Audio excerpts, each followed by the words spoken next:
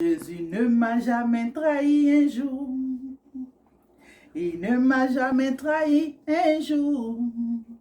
Depuis que je suis dans la main du Seigneur, il ne m'a jamais trahi un jour. Depuis que je suis dans la main de mon Dieu, il ne m'a jamais trahi un jour. Jésus ne m'a jamais déçu un jour. Il ne m'a jamais déçu un jour. Depuis que je suis dans la main de mon Dieu, il ne m'a jamais déçu un jour. Depuis que je suis dans la main du Seigneur, il ne m'a jamais déçu un jour. Alléluia, soyez bénis dans le nom de notre Sauveur Jésus-Christ de Nazareth. Encore ce matin et toujours la louange, rien que la louange. Alléluia. Et ce matin encore, je viens dans la présence de notre Dieu pour te bénir au travers d'un témoignage, alléluia, qui m'a fait du bien et qui m'est parvenu. Amen.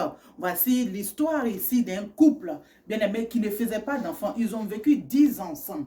Et après ces 10 années, les parents ont trouvé mieux que le monsieur divorce avec la dame et qu'il lui apporte une autre femme. Et la dame a dit, Seigneur, je t'ai suivi pendant toutes ces 10 années. Je suis restée dans ta présence, Seigneur, tu ne vas pas me faire ça. Alors cette dame, elle a commencé à prier. Elle a commencé à prier et elle a découvert aussi le livre de la prison à la louange. Et elle va commencer maintenant à louer Dieu. Et voilà que le monsieur a été convaincu par ses parents. Et il s'est rendu au tribunal, il a fait les lettres de divorce et tout qu'il a envoyé. Est-ce que vous comprenez ce matin-là? Toi qui m'écoutes là, il faut savoir une chose. Ce que Dieu a écrit dans ta vie là, c'est ce qui va arriver dans ta vie. Ce qu'il a écrit dans ta destinée là, c'est ce qui va s'accomplir dans ta vie.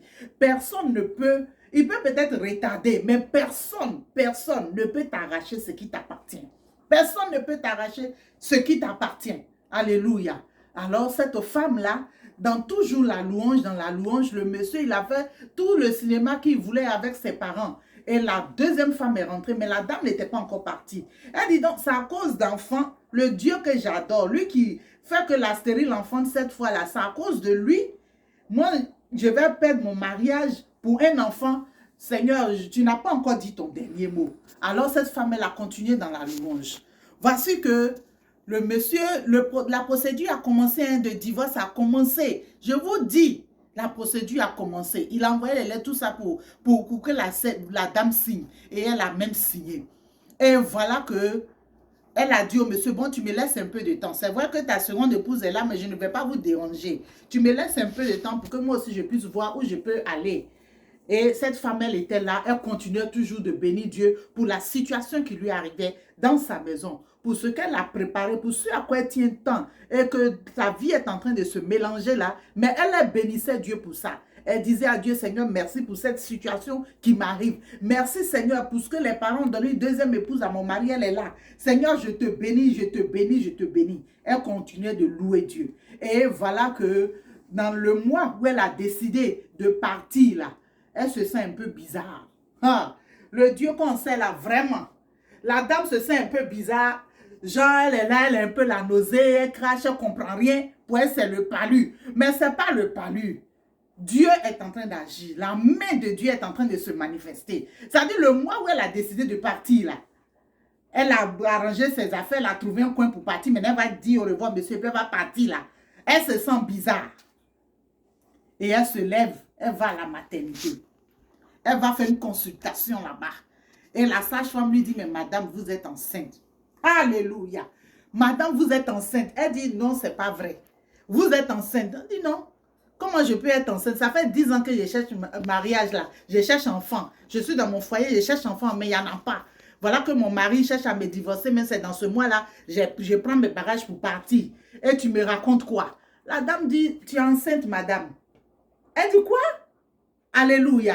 Que Dieu te supprime. Que le Dieu que tu sais, à qui tu t'es attaché, en début des temps et des circonstances, ce que tu vis en ce moment, ma prière c'est que Dieu te supprime. Qu'il te supprime ce que tu cherches tant, ce que tu attends depuis longtemps, ce que tu veux et puis tu n'as pas encore eu là, que l'Éternel te supprime au nom de Jésus.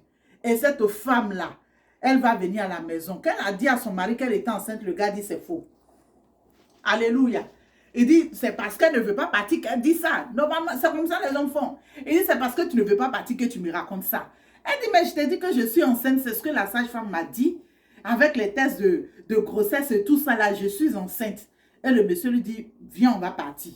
Les deux se rendent à la maternité. La sage-femme confirme. On dit, bon, on va aller voir un gynécologue. Un mois plus tard, ils s'en vont voir le gynéco. Après l'échographie, on confirme que la dame est bel et bien enceinte. Qu'est-ce que notre Dieu ne peut pas faire? Voici ce que la louange a provoqué dans la vie de cette femme. Et le monsieur maintenant était confus. Et la femme également, la seconde épouse qui est venue à la maison, elle était confuse. Elle dit aux parents, mais là, qu'est-ce qu'on fait? On dit, bon, on a compris, Jésus a gagné. Alléluia. C'est pas grave, on va te trouver un autre mari, Dieu va te donner pour elle. Parce que nous-mêmes, les parents qui sommes là, on est dépassés par cette situation. Et que la dame retourne son foyer, elle retrouve son foyer. Alors je vais t'encourager. Qu'est-ce que tu attends? Pourquoi est-ce que tu pries depuis fort longtemps? Que mon Dieu te surprenne au nom de Jésus. Le témoignage de la louange est une vérité. Le témoignage de la louange est vrai. Le témoignage de la louange, là, elle est correcte et Dieu se manifeste véritablement. Comme le dit sa parole, Dieu siège dans la louange et il le fait vraiment. Soyez bénis au nom de notre Sauveur Jésus-Christ. Amen.